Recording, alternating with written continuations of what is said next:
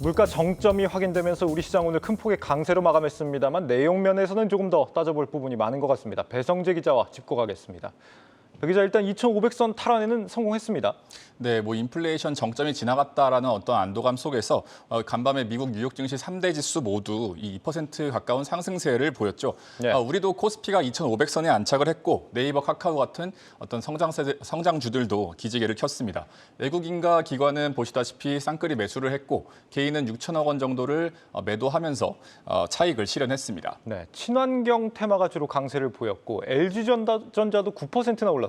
그렇습니다. 미국의 이제 그 인플레이션 감축법의 영향을 좀 받은 것으로 보이는데요. 법안으로 인해서 이제 태양광이나 풍력, 수소 업체들이 상당히 보조금이나 이런 어떤 혜택을 받을 것으로 어떤 기대가 되면서 주가가 올랐고 네. LG전자도 이 자동차 전장 사업의 어떤 좀 기대감 속에서 외국인들이 저가 매수가 아주 매섭게 올리면서 9% 가까이 올랐습니다. 네, 물가는 예상보다 더 둔화가 됐으니까 다행이긴 합니다만 아직 박수 칠 단계는 좀 아니지 않나 싶습니다. 오늘 보니까 외국인 순매수도 그렇게 규모가 크진 않던데요. 그렇습니다. 물론 이 미국 연방준비제도가 좀 기준금리 인상 속도를 늦출 거라는 기대 해볼 수 있겠습니다. 또 달러 인덱스도 하루 만에 이 큰 폭의 하락세를 보였습니다. 이렇게 미국 물가 상승률은 정점을 지났다고는 하지만 우리나라는 아직까지 고공행진 중입니다. 누적으로 따져봤을 때 전년 대비 물가 상승률은 지난 4월에 4%를 찍었고 그 이후에 지금 4.9%까지 올랐습니다. 이게 진짜 어떤 수치냐면 지난 6월에 기재부, 기획재정부에서 이 예측치를 내놨었는데요. 7월 네. 물가 상승률을 4.7%였습니다. 그러니까 2%포인트가 높은 수치라고 할 수가 있고 또 이 외환위기 때였었던 1998년 때, 저 때를 봐도 7.5% 이후에 가장 높은 그런 수치라고 할 수 있겠습니다. 그것도 그렇고 지금 미국도 연준의 물가 목표치는 2%입니다. 8.5가 2%가 되려면 아직도 갈 길은 한참 멀어 보이기도 하고요. 그렇습니다. 미국은 꺾였지만 우리는 아직도 오르는 중이다. 정부가 그래서 오늘 대책을 내놨다고요. 일단 우리나라 물가를 잡아야 할 테니까 정부도 대책을 나섰습니다.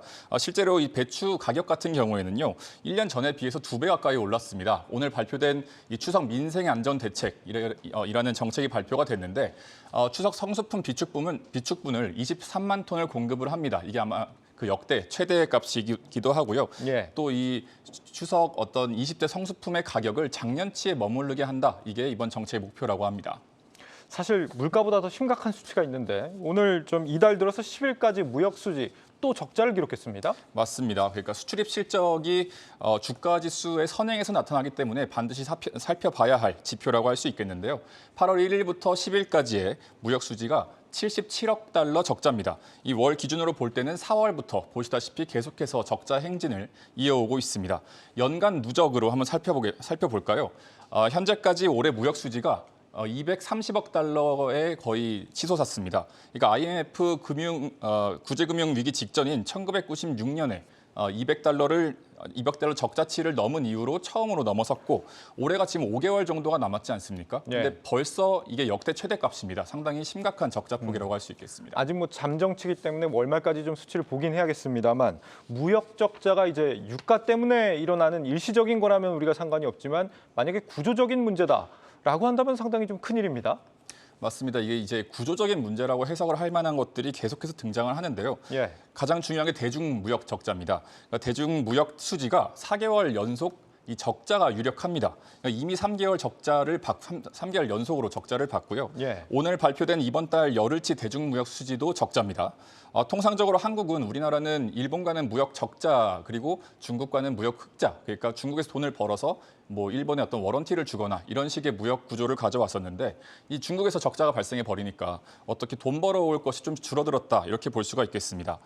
대중무역 적자의 원인을 살펴보면 이 중간재 수입과 기술 추월 등이 꼽힙니다. 우리는 2차 전지의 원료인 어떤 니켈이나 망간, 코발트 이런 것들을 중국에서 계속해서 수입을 해와야 하는 입장인데 대한상이 자료를 가져왔습니다. 2차 전지의 원료로 따져지는 이 기타 정밀 화학 원료나 기타 축전지 이제 올해 상반기로 왔을 때 증가폭이 상당하다는 것을 볼 수가 있고요. 또 이 LCD가 굉장히 핵심적인데 중국의 저가 공세 속에서 우리나라가 지금 어떤 중국이 비슷한 퀄리티의 LCD 제품을 저가로 계속해서 내놓고 있거든요. 우리나라가 이 사업을 좀 줄여나가고 있는데 이 증가폭이 거의 3배에 가깝습니다. 그렇군요. 5월부터 갑자기 적자 폭이 커지는 게 좀 심상치가 않거든요. 우리 정부의 이제 탈중국 선언, 미국과의 뭐 경제 안보 공조 이런 것들의 보복성 조치가 아니냐는 해석도 충분히 가능해 보이는데 우리가 탈중국하는 게 아니라 중국이 탈한국을 하고 있는 것 같습니다. 무역 적자가 만성적인 문제다라고 한다면 이 달러가 계속 빠져나가니까 우리 정부는 이제 환율 방어를 하기 위해서 외환 보유고를 좀 야금야금 계속 써야 되거든요. 이러면 이제 외환 보유액 아무리 많아도 밑빠진 독에 물 붓기 아닙니까? 탈중국 할 거면 정말 뭐 제대로 대안을 만들어서 하든지 해야겠습니다.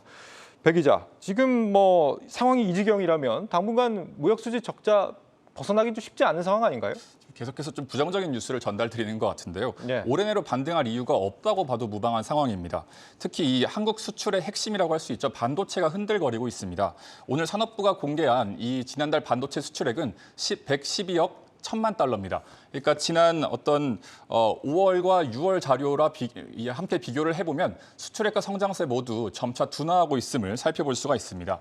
또 가격도 크게 떨어지고 있는 것을 볼 수가 있는데요. 이 마이크로소프트나 어떤 구글 같은 이런 어떤 수요 사이드에서 재고가 늘어나고 있다고 합니다. 이러면서 이 글로벌 D램 가격의 지표 중 하나인 PC용 D램 고정 거래 가격은 지난해 7월 4.1달러에서 올해 7월 2.88달러로 30%나 떨어졌습니다.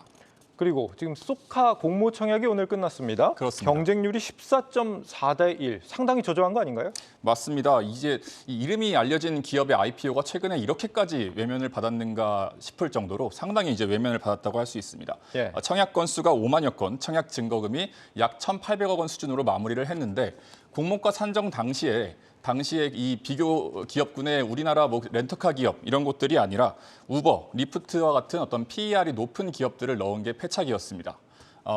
아주 혹독한 IPO를 거치고 있다고 볼 수 있겠고 또 이미 공모 청약을 하신 분들께 희망적인 소식이라고 할 수 있는 건 소카는 이 여타 유니콘 기업들과는 다르게 실적을 내는 기업이라는 겁니다. 2분기 14억 원 흑자 전환했으니까 하반기에도 수익 개선에 집중을 할 전망입니다. 증권가에서는 하반기 카쉐어링 부문 성장이 확인이 되면 주가 상승 여력이 충분하다 이런 전망도 나오고 있습니다.